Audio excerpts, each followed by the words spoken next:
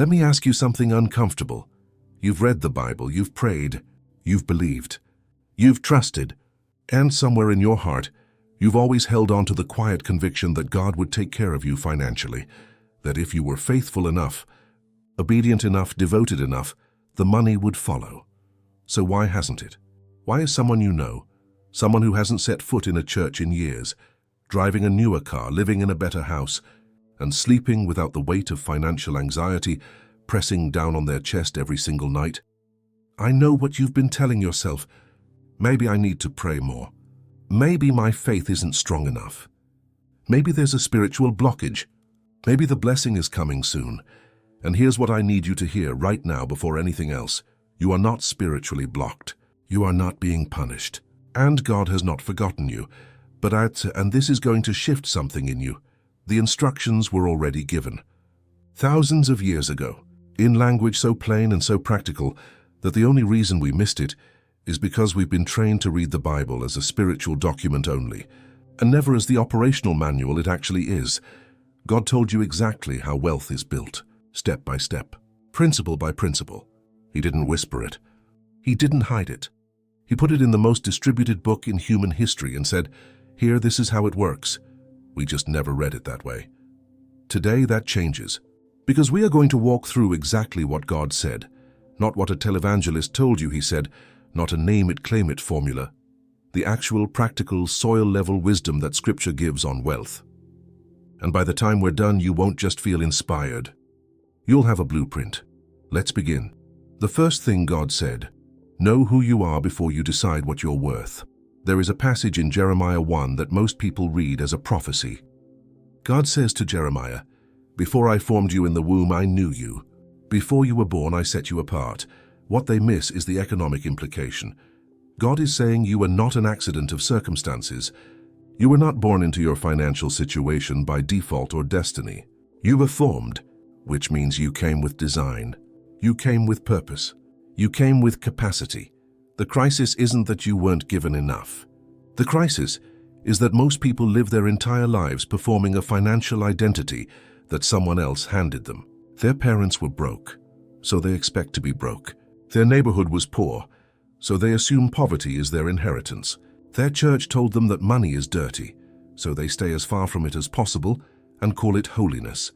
Proverbs 23:7 says, "As a man thinks in his heart, so is he." This is not motivational fluff. This is a warning. Your internal narrative about money, whether it was formed by trauma, tradition, or theology, is actively shaping your financial reality right now. Before any strategy works, before any step produces fruit, the soil of your mind has to change. So here is what you do tonight. Write down every belief you carry about money. Every phrase that rings in your head when you think about wealth. Where did that belief come from? Scripture or someone who was also broke? Examine it. Because a wrong belief held tightly enough will sabotage every right action you ever take. The second thing God said, your hands are your first investment. Proverbs 14:23 says, "All hard work brings a profit, but mere talk leads only to poverty." Read that again slowly. Mere talk leads only to poverty, not laziness. Not sin, not even bad luck. Talk, endless discussion, planning without doing, vision without motion, belief without labor. God calls that a poverty-producing activity. The world God designed is one where skill is currency. Before the stock market, before real estate, before any modern financial vehicle, there was the human hand connected to a trained mind producing something the world needed. That exchange, skill for compensation, is the original economy, and it still works. In Exodus 35, when God wanted to build something extraordinary, He didn't rain gold from the sky. He filled specific people with wisdom, understanding, and knowledge in all kinds of crafts. The divine investment God made in them was not money. It was mastery. Here is the honest question you need to sit with. What can you do better than most people? What skill, if you dedicated yourself to it for the next 12 months, could become something the market would pay for consistently? Don't answer with what you wish you were good at. Answer with what you're actually willing to work at. Because a skill you practice imperfectly every day will outperform a talent you admire but never develop. The library is free. The internet is free. A YouTube tutorial costs nothing.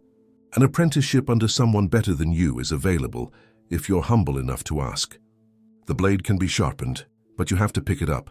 The third thing God said, order your house before you try to build an empire, Luke 16:10, Jesus speaking. Whoever can be trusted with very little can also be trusted with much, and whoever is dishonest with very little will also be dishonest with much. This verse has destroyed more dreams than any bad economy ever could, because it means the ceiling on your financial future is set by your behavior with what you currently have, not what you'll have. What you have now, if $200 comes into your hands and vanishes without a trace, if you genuinely cannot account for where your money went, you do not have an income problem, you have a stewardship problem. And no raise, no new income stream, no windfall will fix a stewardship problem. It will just make the leak bigger. Joseph in Genesis 41 didn't just pray Egypt through a 7-year famine. He designed and implemented one of the most sophisticated resource management systems in ancient history.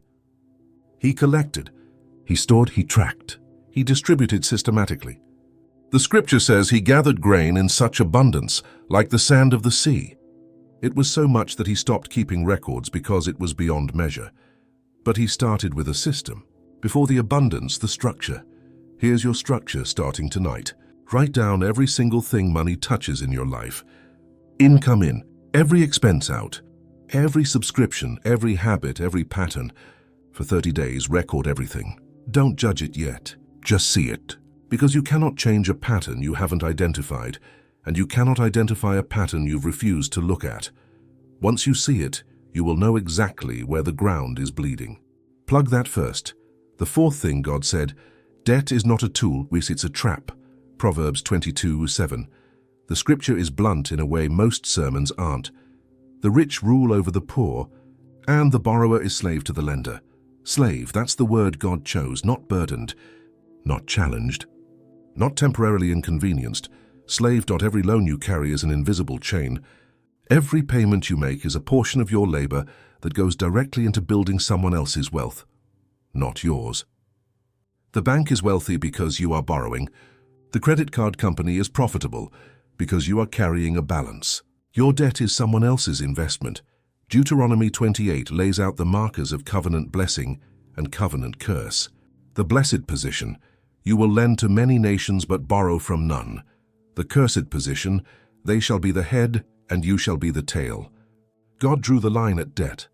He made it that clear. This does not mean you shame yourself for the debt you currently carry, but it means war. You treat your debt like a fire in the house, not something to manage comfortably over time, but something to extinguish with everything you have. List every debt you owe. Smallest to largest. Put every extra dollar you can find at the smallest one. Minimum payments on everything else. When the smallest is dead, pour everything you were paying on it into the next one. The momentum builds, the freedom compounds, and every debt you kill is a chain that breaks, a percentage of your future that belongs to you again. This is not comfortable. It is not fast, but it is the path. And it works because it is rooted in the same principle God has always used, faithfulness over time, compounding in one direction.